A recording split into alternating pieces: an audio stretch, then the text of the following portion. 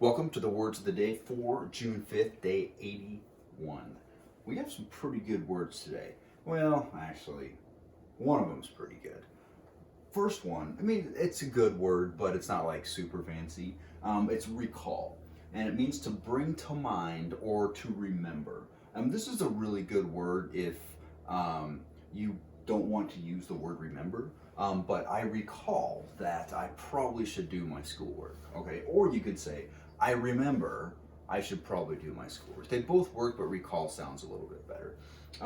But it means to bring to mind. Now, there's a couple other ways you can use recall, which is to like bring back. Like they had a recall on faulty pencils, something like that. But recall usually means to remember.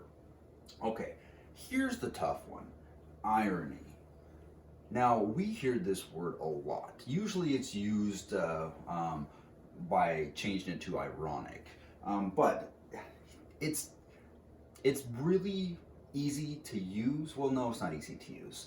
A lot of people use it, but it's difficult to define, and it's difficult to use in a sentence as well.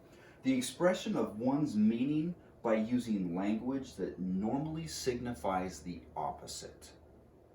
I've always found it difficult to explain exactly what irony is, but let me give you a couple examples. Let's see. So I finally decide to take a day off from work, and then the boss gives everybody the day off. That's irony. Okay. What's another one? I don't know. There's quite a few. Here's what I would suggest for this word. Google sentences with irony and see if they make sense. Because once you read enough of them, you kind of start to get an idea of what irony actually means. But it's a good thing to know. And it's difficult to use correctly. But a lot of people use it, sometimes not correctly. So look it up. That's some follow-up work today. Okay, last one. Address. Like, seriously, this is on my list. Address. The place where a person or organization can be found. Please send me your address so that I can send you a letter. Pretty easy. Okay.